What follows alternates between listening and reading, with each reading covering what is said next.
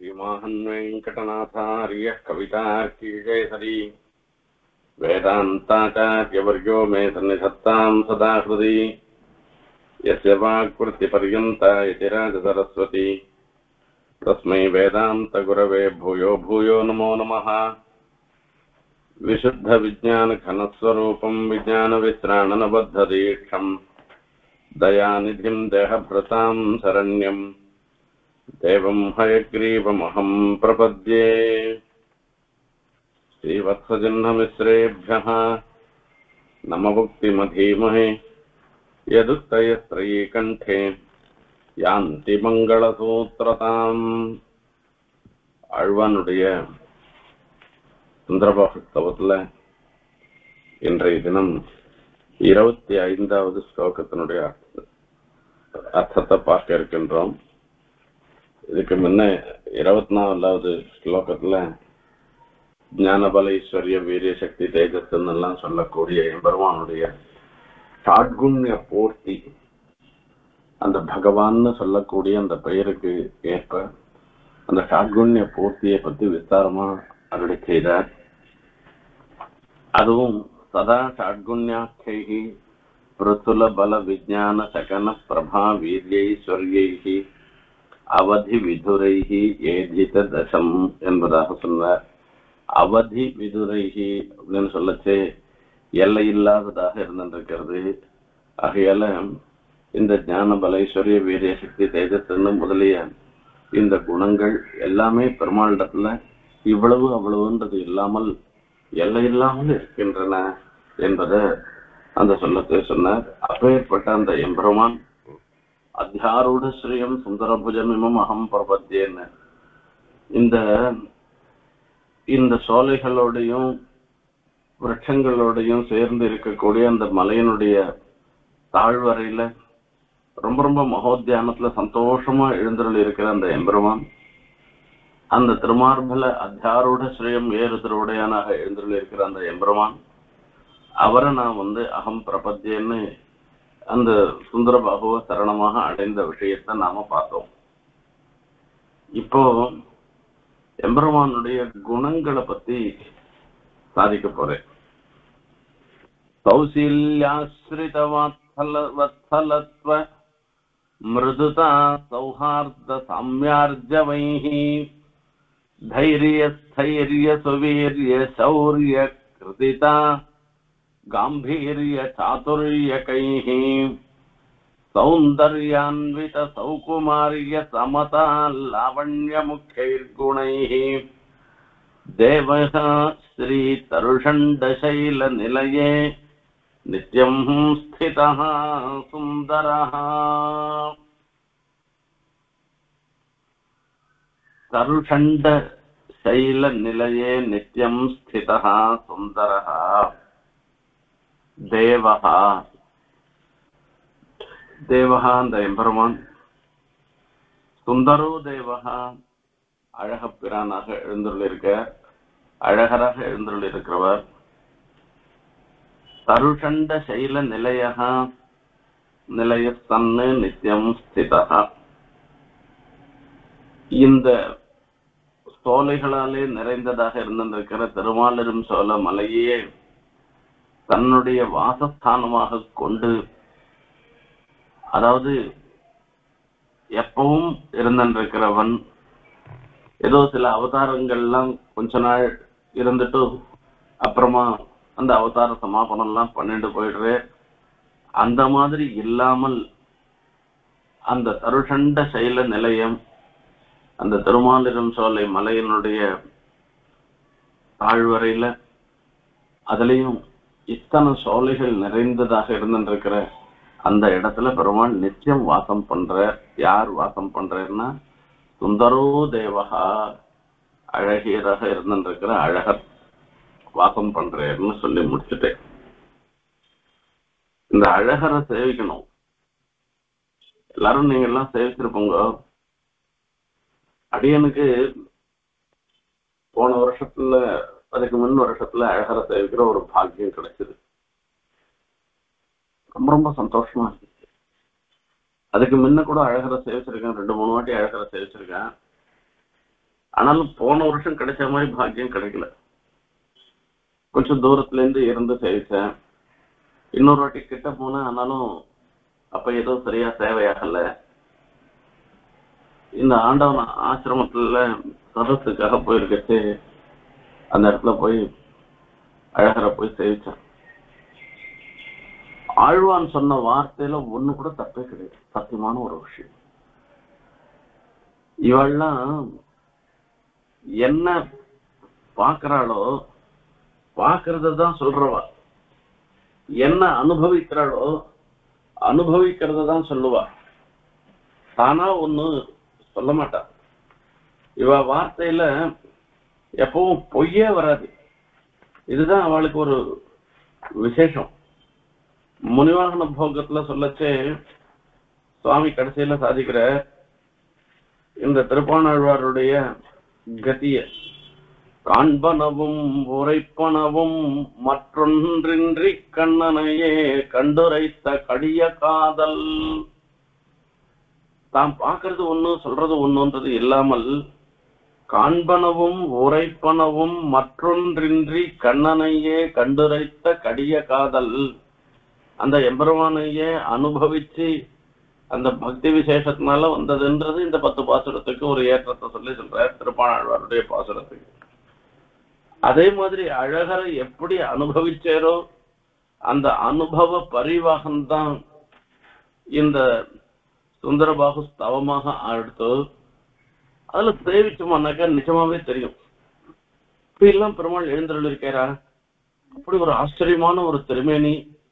அந்த திருமேனியும் அழகும் என்னன்னு சொல்ல முடியாதபடி இருக்கக்கூடியது. அததான் அந்த எம்பெருமானுடைய திருமேனியை சார்ந்த குணங்கள், திவ்யாத்ம ஸ்வரூபத்தை சார்ந்த குணங்கள் என்றெல்லாம் அந்த பகவத் குணங்களை பிரிச்சுண்டு அதை பத்தி சொல்ல போறேன். சாதாரணமா இந்த குணங்களுக்கு சொல்லச்சே பல பிரிவு உண்டு. எப்படின்னா இப்போ அந்த ஸ்வரூப நிரூபக தர்மம், நிரூபித்த ஸ்வரூப விசேஷனம் என்று ரெண்டா பிரிக்கிறது.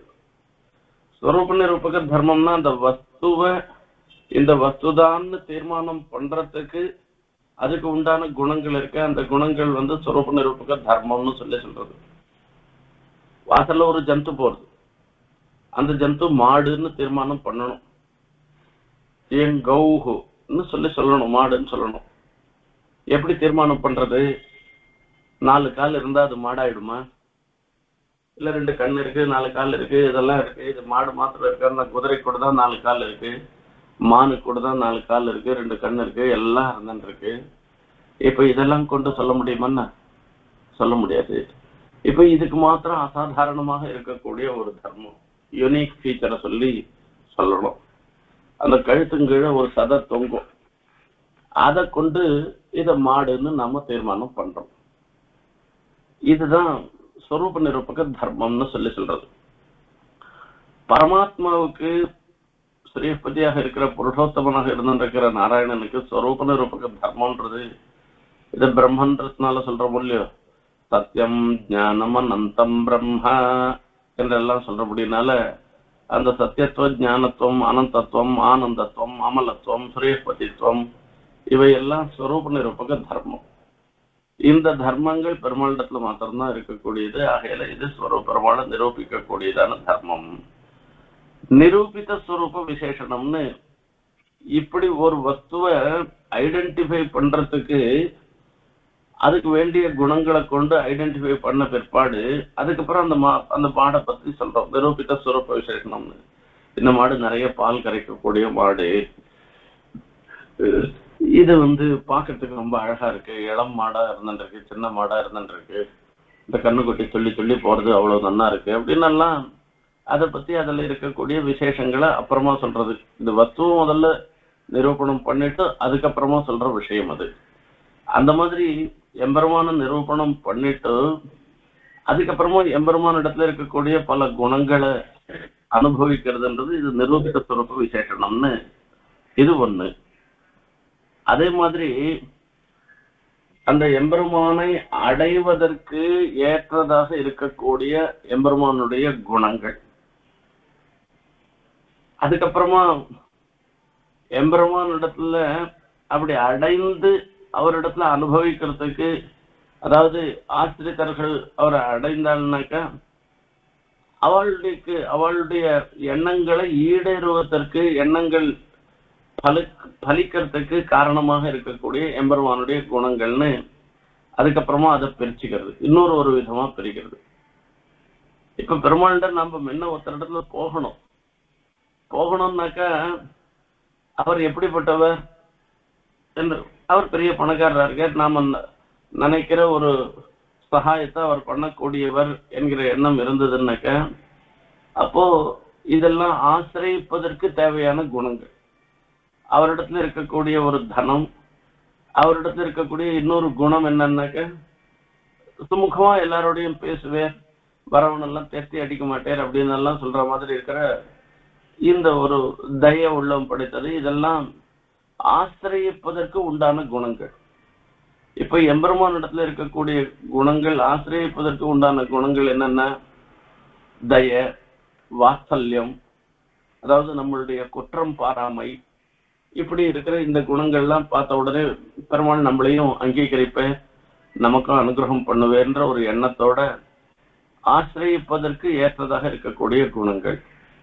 இப்படி ஆசிரியத்த பிற்பாடு நாம அவரிடத்துல நாம விரும்புற பலன் பெறணுமே, அதுக்கு சர்வஜனாகவும் சர்வசக்தியாகவும் சத்தியசங்கல்பனாகவும் இப்படி எல்லாம் இருந்துருக்கு என்று சொல்றதற்கு இது ஒரு வகையான ஒரு பகவத் குணங்களுடைய பிரிவு. இப்படி பிரிச்சு சொல்றோம். அதே மாதிரி திவ்யாத்ம ஸ்வரூபத்தை ஆசிரியிருக்கிற குணங்கள், திவ்யமங்கள விக்கிரகத்தை ஆசிரியிருக்கிற குணங்கள்னு இதை ரெண்டா பிரிக்கிறது. அந்த திவ்யாத்ம ஸ்வரூபத்தை ஆசிரியிருக்கிற குணங்கள், திவ்யமங்கள விக்கிரகத்தை ஆசிரியிச்ச குணங்கள்னு இத முக்கியமா மனசுல வச்சுண்டு இப்ப இந்த ஸ்லோகங்களுடைய அர்த்தத்தை நாம பார்த்தோம்னா, இந்த ஸ்லோகார்த்தத்தை பார்த்தோம்னா, இந்த குணங்களுடைய ஒரு விசேஷத்தை பார்த்தோம்னாக்கா அது ஒரு அனுபவிக்குவதற்கு ஒரு ஏற்றதாக இருந்திருக்கும். கௌசல்யாஸ்ரிதவத்சலத்வ மிருதுதா சௌஹார்த சாம்யார்ஜவைஹ தைரிய ஸ்தைரிய சுவீர்ய சௌர்ய கிருதிதா காம்பீர்ய சாதுர்யகைஹ சௌந்தர்யான்வித சௌகுமார்ய சமதா லாவண்ய முக்யைர்குணைஹ தேவஸ்ரீ தருஷண்ட சைல நிலயः நித்யம் ஸ்திதः சுந்தரः. சௌசீல்யம் என்கிற ஒரு குணம்.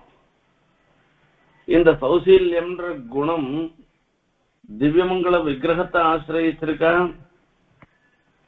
எம்பெருமானுடைய திவ்யாத்ம ஸ்வரூபத்தை ஆசிரியிருக்கான்னா இது ஆத்மஸ்வரூபத்தை ஆசிரியிச்சிருக்கு. சில குணங்கள்லாம் ஆத்மஸ்வரூபத்தை ஆசிரியிச்சிருக்கும். ஆத்மஸ்வரூபம்ன்றது பெருமாளுடைய ஸ்வரூபம்.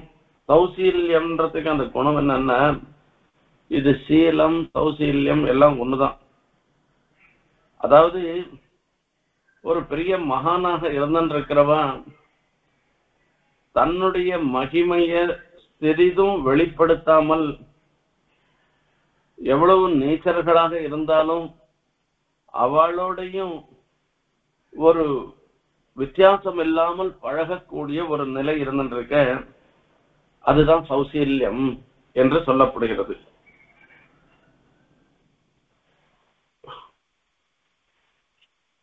அத்தியந்த நீச்சமாக இருக்கு நீச்சை சக, அந்த நீச்சர்களோடையும் கூட எந்த ஒரு இதுவும் இல்லாமல் பழகிறது, ஒரு பாகுபாடும் இல்லாமல் பழகக்கூடியது இருக்க, அது அந்த சௌசல்யம்ன்றது. இந்த குணம் ஆத்ம குணம், ஆத்மாவில் இருக்கக்கூடிய குணம், திவ்யமங்கள விக்கிரகத்துல இருக்க குணம் இல்ல.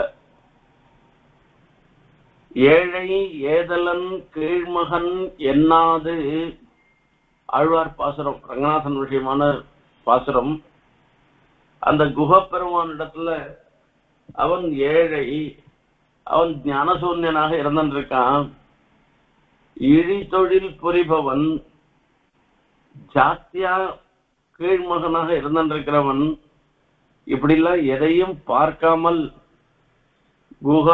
குகனோடு ஐவரானோம்னு அந்த பிராதர் கோஷ்டியில சேர்த்துண்டு ஒரு பரிமாறுவது இருந்திருக்க, அதுதான் சௌசீல்யம். இவர் யாரு? ராஜா. தான் ராஜாவாக இருக்கிறத கூட நினைக்காமல் அத்தியந்த நீச்சமாக இருந்திருக்கிற வேடுவனோடையும் இவன் என் தம்பின்னு சொல்லிட்டு பழகிறது இருக்க, இது சௌசீல்யம்னு சொல்றது. இந்த அழகப்பிரானுக்கு இருக்கக்கூடிய அந்த சௌசீல்யம்ன்ற ஒரு குணத்தை அனுபவிக்கிறார். இது திவ்யாத்ம ஸ்வரூபத்துல இருக்கக்கூடிய குணங்கள். ஆசிரித வத்சலத்துவம், சௌசீல்ய ஆசிரித வத்சலத்துவ. இரண்டாவது, அந்த எம்பெருமானுடைய திருவடியை ஆசிரியித்தாள்னாக்க அவளிடத்துல ஒரு வாத்சல்யம். அந்த வாத்சல்யம்ன்றது என்னன்னா, அவளிடத்துல தப்பு இருந்தா கூட, தோஷோ எத்யபி தஸ்ய, தோஷமே இருந்தாலும் கூட அந்த தோஷத்தை பாராமல் இருக்கிறது, பாராட்டாமல் இருக்கிறது, குற்றம் பாராமை, அதுதான் வாத்சல்யம் என்று சொல்லப்படுகிறது. என் அடியார் அது செய்யார், செய்தாரேல் நன்று செய்தார் என்பர் போலும். ஆழ்வாருடைய பாசுரம் இதுவும் பெரியாழ்வாருடைய பாசுரம் தான். தாமரையாள் சிதகுரை கேளும் என்பதாக சொல்ற. பெரிய பிராட்டியார் எம்பெருமானுடைய தாசபூதர்களிடத்துல எதனா ஒரு தோஷம் சொன்னாலும் அங்க இருந்து தாமரையாள் சிதகுரை கேளும்ன்றது என்ன தாத்பரியம் என்ன அந்த இடத்துல சொல்றதுக்கு என்னன்னா, நித்தியம் அஜ்ஞாத நிகிரகம்னு சொல்லியிருக்கிறபடினால தாயாருடைய திருவுள்ளத்துல எப்பவுமே யாரையும் நிகிரகம் பண்ணணும்ன்ற எண்ணமே வராது. அந்த தாயார் கண்ணுல தோஷமே படாது. அதுதான் முக்கியமான ஒரு விஷயம்.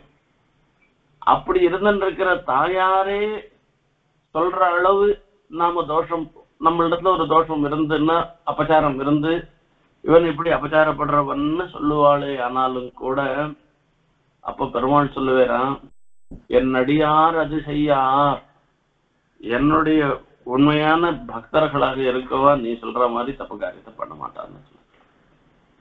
ஏன்னா அவளிடத்துல அந்த தோஷத்தை அவர் பாக்குறது இல்லை. தோஷோ எத்தியபி தஸ்ய. ஆகையால அப்ப என்ன பண்ணுவேன்னா, செய்தாரையில் நன்று செய்தார் என்பது போலும். அப்படி எதான செஞ்சா கூட அது ஏதோ ஒரு நல்ல விஷயத்துக்காக தான் இருக்கணுமே தவிர ஒரு தீய எண்ணத்தோட செஞ்ச விஷயம் இல்லைன்னு இந்த தோஷத்தை பார்க்காததாக இருக்கக்கூடிய ஒரு நிலை. இதுவும் ஆத்மஸ்வரூபத்துல ஆத்ம குணத்தை சார்ந்ததாக இருக்கிறது. இதுதான் வாத்சல்யம்னு சொல்றது. மிருதுதா அப்படின்னா மார்தவம்னு அர்த்தம்.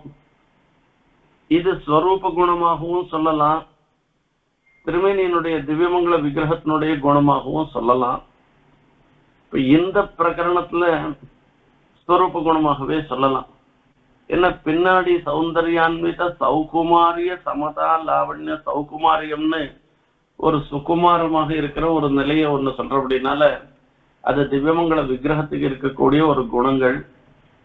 அந்த அந்த காட்டுல இந்த இடத்துல எம்பெருமானுடைய திவ்யாத்ம ஸ்வரூபத்துல இருக்கக்கூடிய குணமாக சொல்றது. மிருதுதான்றது சாதாரணமா மென்மையாக பேசுறது, மென்மையாக நடந்து கொள்வதுன்றது சொல்லலாம். இதை எப்படி சொல்றதுன்னு சொன்னா, இந்த ஸ்வரூப குணத்துல சொல்றது எப்படி மென்மைன்றது சொல்றது. மகாத்மபிர்மாம் அவலோக்கியதாம் நய கணேபியத் விரகோதி துஸ்ஸஹா. ஆளவந்தாருடைய பிரார்த்தனை.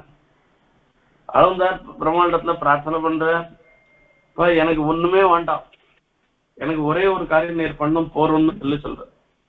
என்ன காரியம் பண்ணணும்னா, உன்னுடைய பரம் பக்தாளாக இருந்திருக்கிற பாகவதர்களுடைய கட்டாட்சம் என் மேல விழணும். மகாத்மபிகி மாம் அவலோக்கியதாம் நய, அதை பண்ணியானா போறோம்னு சொல்ற. கணேபிதே எத் விரகோபி துஸ்ஸஹா, ஒரு க்ஷணம் கூட உம்மை நினைக்காமல் இருந்தாக்கா அவர்களுக்கு தாங்க முடியாததாக இருந்திருக்க. அப்படிப்பட்ட மகான்கள் அவளுடைய கட்டாட்சம் என் மேல இருந்த போறன்னு அந்த ஆசிரித விஸ்லேஷம், அதாவது பெருமாளுக்கு அந்த அவரை அண்டின பாகவதார்களை பிரிந்து இருக்கிறதுன்றது அவரால் முடியாத ஒரு காரியமா. ஆகையால அத நீர் எனக்கு அந்த மாதிரி அது ஒரு மார்த்தவம். அது அதனால ஒரு மிருதுவான ஒரு தன்மை, தன்னை மாத்திரம் இல்ல தன்னை அடியார்களோட சேர்ந்து இருக்கிறது, அவருடைய பிரிவே இவரால தாங்கிக்க முடியாததாக இருக்கிறது. யதோத்தகாரி விஷயத்துல ஒரு ஐதிஹ்யம் சொல்ற வழக்கம் உண்டு. திருமிஷியாழ்வாருடைய சிஷ்யர் ஒருத்தர் இருந்த, அவர் யதோத்தகாரிக்கெல்லாம் கைங்கரியம் பண்ணுதே ரங்கராஜா. ஒரு பெண்மணி ஒத்தி இருந்தார். அந்த பெண்மணி அந்த திருமிஷியாழ்வாருடைய சிஷ்யருடைய ஒரு அவர் ஆற்றுல வேலை செஞ்சுட்டு இருக்கவோ எத்தனையோ, அதாவது மூப்பு திசையிலையும் கூட அவருடைய அனுகிரகத்தினால நிச்சய யுவதி மாதிரி ஆயிட்டா. இத ராஜா தெரிஞ்சுட்டான். ராஜா தெரிஞ்சுட்டு ராஜா எனக்கும் அந்த மாதிரி பண்ணணும்னா இதெல்லாம் இது யதோத்தகாரியனுடைய அனுகிரகம், பெருமாளுடைய அனுகிரகம், நான் எதுவும் பண்றதுக்கு இல்லைன்னு எல்லாம் சொன்னேன். அப்படி இருந்தா நாடு கடத்தின.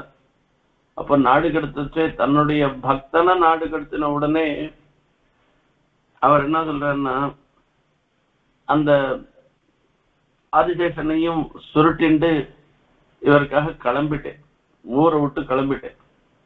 கிளம்பின உடனே அந்த ராஜ்யம் மொத்தம் சோபை இழந்து போயிடுச்சு பெருமாளே இல்லாததுனால.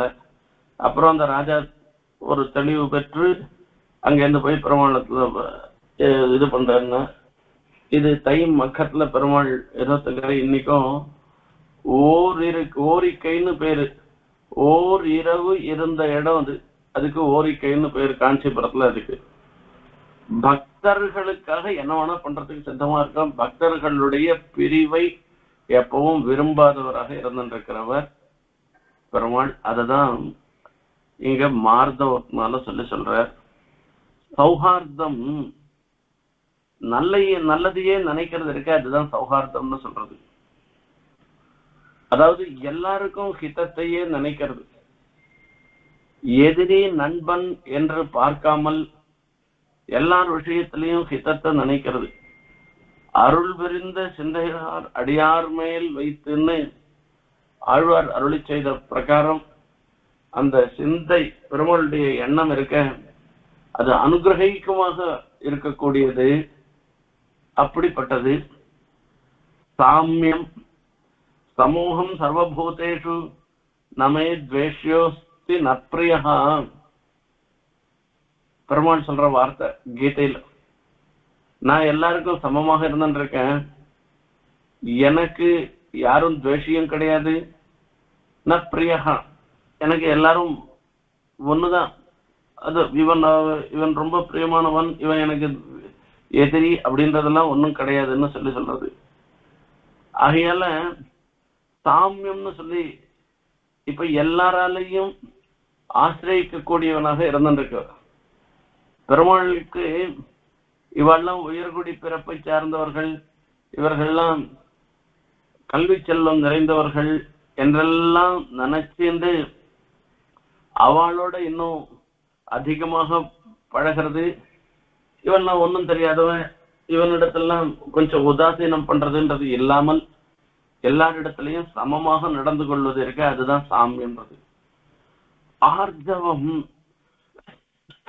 இது நேர்மை. மனசு, வாக்கு, காயம், சரீரம், இது மூணுலையும் ஒன்னே. மனசுல என்ன நினைக்கிறதோ அதையே பேசுறது, என்ன சொல்றானோ சொல்றதையே செய்யறது. இப்படி கர்ணத்திரயத்தினாலையும் எல்லாரோடையும், அதாவது ஒரே ரூபமாக இருந்துட்டு இருக்க இது ஆர்ஜவம்னு பேரு.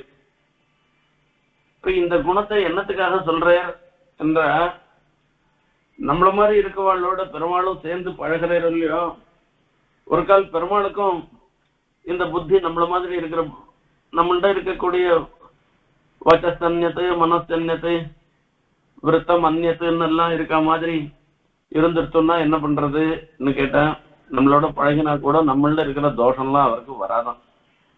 ஆகையால ஆர்ஜவம்னு சொல்லி கர்ணத்திரைய சாரூபியம், இது ஆர்ஜவம்னு சொல்லப்படுகிறது. தைரியம், தைரியம்ன்றதுக்கு ஒரு டெபினேஷன் பண்ணும், டெஃபைன் பண்ணும். எல்லாரும் சொல்லிட்டு இருப்போம் தைரியம் தைரியம் அப்படின்னு சொன்னா, தைரியம்னா என்ன அர்த்தம்னா, நாம விரும்பாதது ஆபத்து இவைகள்லாம் வந்தா கூட அந்த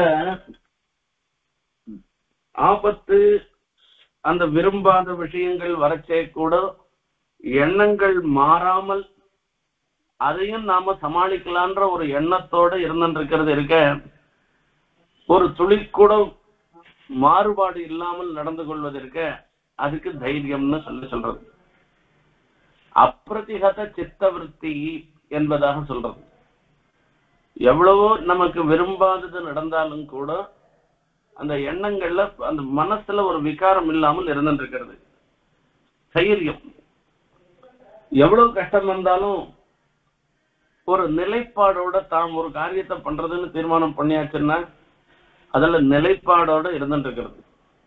மகர்ஷிகள்லாம் பிரார்த்தனை பண்ற, கர்ப்பபூதா தபோதனாகான்னு, நாங்கள்லாம் கர்ப்பத்துல இருக்கக்கூடிய குழந்தை மாதிரி எங்களை எப்படி நாங்க ரட்சிக்கணும்னு எங்களுக்கு தெரியாது.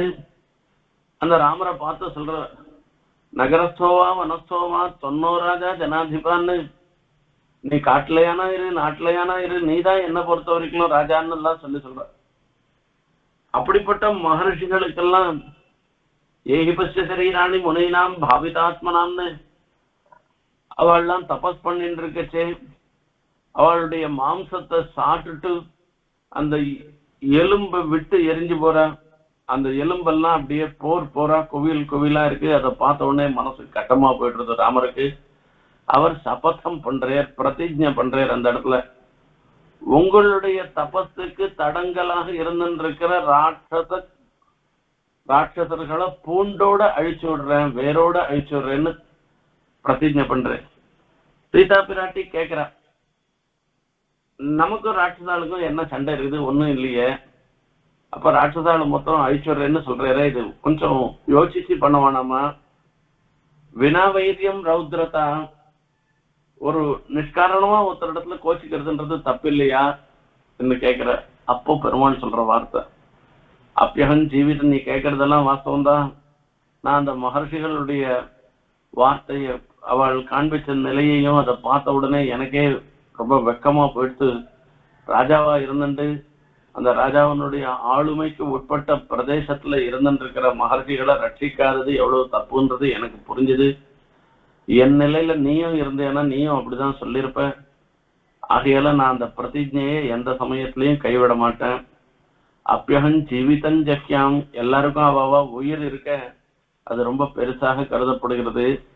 பிராணனையே வானாலும் விட்டாலும் விட்டுருவேன் தவிர அந்த பிரதிஜையில இருந்து நான் மீற மாட்டேன். அப்பியகன் ஜீவிதம் ஜக்கியாம், நான் உயிருக்கும் மேலாக உன்னை நேசிக்கிறேன் சீதா பிராட்டிய. சுவாம்பா சீதே, உன்னையும் வேணாலும் விட்டுடுவேன். உனக்கும் மேலாக லக்ஷ்மணனை நான் விரும்புறவனாக இருந்துருக்கேன். தேசே தேசே களத்ராணி தேசே தேசே பாந்தவாக தந்து தேசம் நபஸ்யாமி எத்திர பிராதா சகோதரகான்னு, அந்த சகோதரன்றது இருக்க அது சொல்லி முடியாத ஒரு விஷயம். ஆகையால அந்த லக்ஷ்மணையே வாடினாலும் விட்டாலும் விடுவேன்னு தவிர அந்த பிராமணனுக்கு பண்ண பிரதிஜையை விட மாட்டேன்னு சொல்லி அதுல நிலை கொண்டு இருக்கிறது இருக்க, அதுதான் தைரியம்னு சொல்றது. தைரிய சுவீரியம், சுவீரியம் பெரிய பெரிய யுத்தம் வந்ததுன்னா கூட அதுக்காக பயப்படாமல் அதுக்கும் சித்தமாக இருக்கிறது இருக்க, அதுதான் சுவீரியம். சௌரியம் போர்க்களத்துல புகுந்து இதுக்கு சகாயம் வேணும் அது வேணும்னு எதையும் எதிர்நோக்காமல் அவர் அந்த எதிரிகளை அழிப்பதற்கு அதுதான் சௌரியம் பராக்கிரமம் என்றெல்லாம் சொல்றது. ராமர் ஒத்தராகவே இருந்து 14,000 ராட்சசர்களை அழித்த அப்ப சொல்லச்சு அசகாய சூர அனபாய சாகசன்னு எல்லாம் சீதா பிராட்டி கொண்டாடினார். அப்படிப்பட்ட ஒரு நிலை இருக்க அது சௌரியம். கிருத்தி தான் அடியார்களுக்கு செய்ய வேண்டிய செயல்களை செஞ்சவுடனே தான் செய்ய வேண்டியதை செஞ்சுட்டு கடமையை நிறைவேற்றிட்டதாக நினைக்கிறது இருக்க அதுதான் கிருத்தித. விபீஷணர் சரணாகதி பண்ற சரணாகதி பண்ண பிற்பாடு விபீஷண அங்கீகாரம் பண்ணின உடனே உத்தரக்ஷணத்துல லக்ஷ்மணனை கூட்டம் அந்த சமுத்திரத்துல இருந்து ஒரு தோண்டி ஜலம் கொண்டு வாடான்று அந்த ஜலத்தை கொண்டு அபிஷேகம் பண்ணி வைக்கிறேன். அபிம்ன தேரிதம் இந்த சமுத்திரத்தை இன்னும் தாண்டல, ராவணனோட யுத்தம் பண்ணல, ஒன்னும் பண்ணாத இருக்க செய்ய கூட விபீஷணனுக்கு லங்கைஸ்வரியத்துக்கு பட்டாபிஷேகம் பண்ணிடுறாரு இந்த கரையில இருந்துட்டே. எதனால அவளுக்கு கிருத்திதா இவர் கடமைப்பட்டவராக ஆயிட்டே தன்னிடத்துல சரணாகதி பண்ணிட்டே விபீஷண அவருக்கு நாம நல்லது பண்ணணும். அப்பதான் அது அந்த சரணாகதிக்கு உண்டான பலனாகும்னு நினைச்சுட்டு அந்த பக்தாளுக்கு செய்ய வேண்டியதை செஞ்சுட்டு அப்பா கிட்ட செய்ய வேண்டியதை செஞ்சுட்டேன்னு சந்தோஷமாக இருக்கிறவர். இது காம்பீரியம். இந்த காம்பீரியம்ன்றது இருக்க இதுவரைக்கும் சொன்னது எல்லாமே திவ்யாத்ம ஸ்வரூபத்துல இருக்கக்கூடிய குணங்கள். இப்ப சொல்ல போற குணங்கள் இந்த காம்பீரியம்ன்றது ரெண்டுலயும் இருக்கு.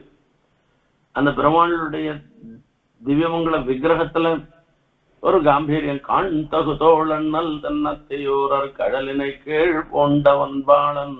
அந்த கம்பீரம், அந்த அழகருடைய அழகர் அப்படி எழுந்தருள் இருக்கிறது, அந்த சுந்தர பாகுவாக எழுந்தருள் இருக்கிறத அதுவே ஒரு கம்பீரமாக இருக்கு. அது திவ்ய மங்கள விக்கிரகத்துல இருக்கக்கூடிய ஒரு குணங்கள். அதே மாதிரி பெருமாளுடைய மனசுல என்ன இருக்குன்னு நம்மளால தெரிஞ்சுக்கவே முடியாது. இவர் யாரை எப்படி ரட்சிப்பேர்ன்றது தெரியவே தெரியாது. மகாபாரத யுத்தம் நடக்கிறது. மகாபாரத யுத்தத்துல அர்ஜுனன் அந்த 11வது நாள்ல அபிமன்யுவை வதம் பண்ண ஜெயதிரதனை இன்னைக்கு சாயங்காலத்துக்குள்ள நான் வதம் பண்ணலன்னாக்க நானே என்னை மாய்த்துக் கொள்வேன், அக்னி பிரவேசம் பண்ணி மாய்த்துக் கொள்வேன்னு பிரதிஜை பண்ணிட்டு சண்டைக்கு போறேன். சாரதியாக கண்ணன் தான் இருந்துட்டு இருக்கேன். துரியோதன சைன்ல காசாலையில இருந்து சண்டை போட்டு இருக்க, சாயங்காலம் வரும் போயிட்டு இருக்க, ஜெயதிரதனை கண்டுபிடிக்கவே முடியல. அப்ப பெருமாள் என்ன பண்ற, அஸ்தமிச்சுட்டு போயிட்டதாக தன் சக்கரத்தால சூரியனுடைய தேஜஸை மறைச்சிடுறேன். மறைச்ச உடனே இப்போ அக்னி பிரவேசம் பண்றதுக்கு சித்தமாயிட்டான். அர்ஜுனன் அதுல விழுந்துடப்படும். இதை வேடிக்கை பார்க்கறதுக்கோசரம் ஜெயதிரதன் அங்க வரான். அந்த ஜெயதிரதன் இது இவனுடைய போராத காலம். இந்த துரியோதனாதிகள் இவா வேடிக்கை பார்த்தா போறாதா, அந்த ஜெயதிரதனையும் ஆயிடுச்சு நீயும் வேடிக்கை பாடுறா, உன்னை சாயங்காலத்துக்குள்ள முடியும் இது பண்ண முடியல, வதம் பண்ணாததுனால அர்ஜுனன் அக்னி பிரவேசம் பண்ண போற, நீயும் அந்த வேடிக்கை பார்க்கறதுக்கு வான்னு ஓடி வராம. அப்போ சூரியன் சக்கரத்தாழ மறைச்சிருந்த சூரியனை இது பண்ணி சூரியனை வெளிப்படுத்திட்டே, சூரியன் வந்த உடனே என்ன ஆயிப்போச்சு, அஸ்தமிக்கலன்னு ஆயிடுத்து, ஜெயதிரதனை வதம் பண்ணிட்டான் அர்ஜுனன். இது இவ்வளவு தூரம் காரியம் பண்ணுவான்னு இதுக்கு ஒரு சாதுரியம் ஓடும். இது ரொம்ப ரொம்ப பெரிய காரியங்கள், அது எல்லாவற்றையுமே சுலபமாக பண்ணக்கூடியதாக இருந்துருக்கிறது இருக்க. அந்த சாதுரியத்தை தான் அந்த சாதுரியன்னு சொல்றார். நினைக்க முடியாது இருக்கக்கூடிய செயல்களை கூட சுலபமாக செய்யறது. எப்படி பண்ணி முடிப்பேன்றது தெரியாது, ஆசிரித்தாளுக்காக ஏதோ ஒன்று பண்ணுவார். எம்பெருமானுடைய சௌந்தரியம் அழகு, அது கண்ணையும் நெஞ்சையும் அப்படியே கொள்ளை கொள்ள வல்லதான வடிவழகு. சூதனாய் கல்வனாகி தூர்த்தரோடு இணைந்த காலம் மாதனார் கயர்களும் வலையுள் பட்டழுத்துவேனை அழுந்துவேனை போதரே என்று சொல்லி புத்தியில் புகுந்து தன்பால் ஆதரம் பெருக வைத்த அழகு. தொண்டடிப்படி ஆழ்வார் சாதிக்கிற ஒரு விஷயம். இத்தனை நாள் வரைக்கும் பெண்களுடைய அழகுதான் அழகுன்னு நினைச்சுட்டு அவ பின்னாடி போயிருந்தேன் நான். அந்த ரங்கநாதனை சேவிச்ச பிற்பாடு இந்த ரங்கநாதனுடைய அழகுக்கு எதிர யாருடைய அழகும் அழகாக இல்லை. இப்படி விபரீதத்துல போனவர்கள் அந்த பெருமாளை திருப்பிண்டு பெருமாளை சேவிக்க மாட்டேன்னு திருப்பிண்டு போனவாளை எல்லாம் கூட தன்னுடைய வடிவழக காண்பிச்சு அது மூலமாக அவரை அந்த வடிவழக காண்பிச்சு அவரையும் ஆட்கொள்ளும்படியான ஒரு அழகு, அததான் சௌந்தரியம்னு சொல்ற. சௌந்தரியம் சௌகுமாரியம் என்பதாக சொல்றது. அந்த சௌந்தரியம்ன்றது இன்னொரு ஒரு விதமா சொல்ற.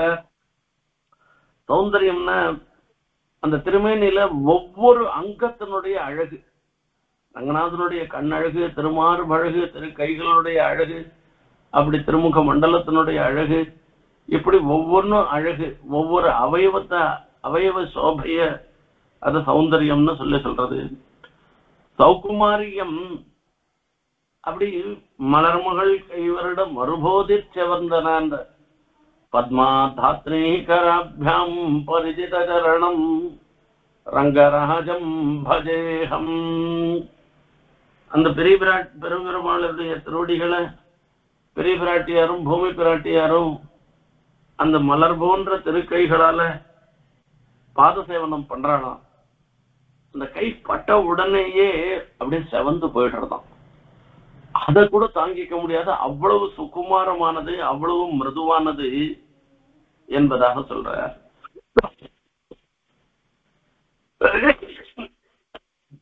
அந்த சௌகுமாரியத்துல ஒரு விசேஷம் என்னன்னா, சௌந்தரியத்தோட சேர்ந்து இருக்கிற ஒரு சௌகுமார்.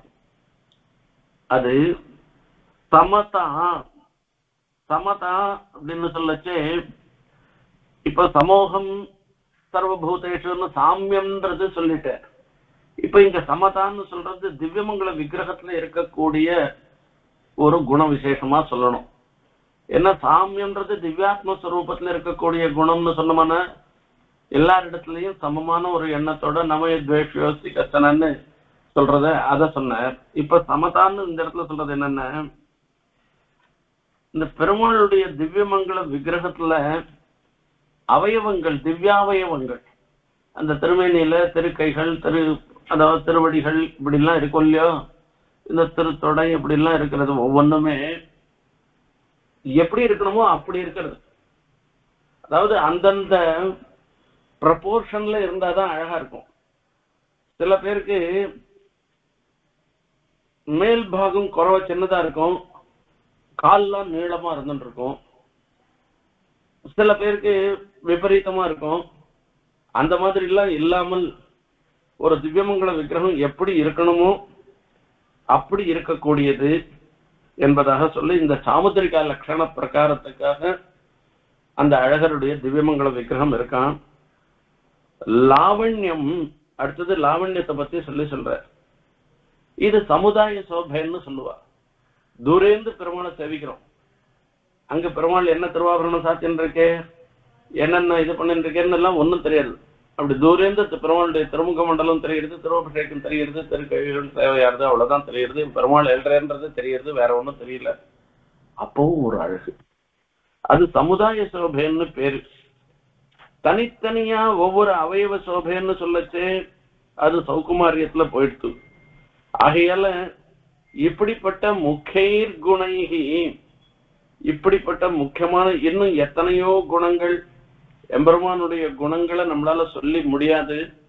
ஆகையால இப்படிப்பட்ட முக்கியமான குணங்களாலே தேவஸ்ரீ தருஷண்ட சைல நிலையா நித்யம் ஸ்திதா சுந்தரஹா தருசைல சண்ட நிலையா, இந்த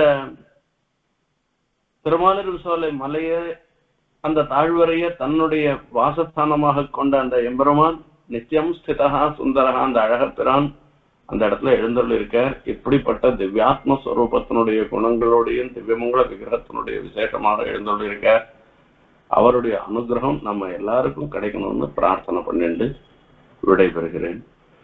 கௌசல்யாஸ்திரிதவத்வத்சலத்வ மிருதுதா சௌஹாப்த சாம்யார்ஜமைஹி धैर्यस्थैर्य सुवीर्य शौर्य कृदिता गांभीर्य चातुर्यगैः सौंदर्यान्वित सौकुमार्य समता लावण्य मुख्यैर्गुणैः देवश्री तरुषण्ड शैल निलयः नित्यं स्थितः सुंदरः।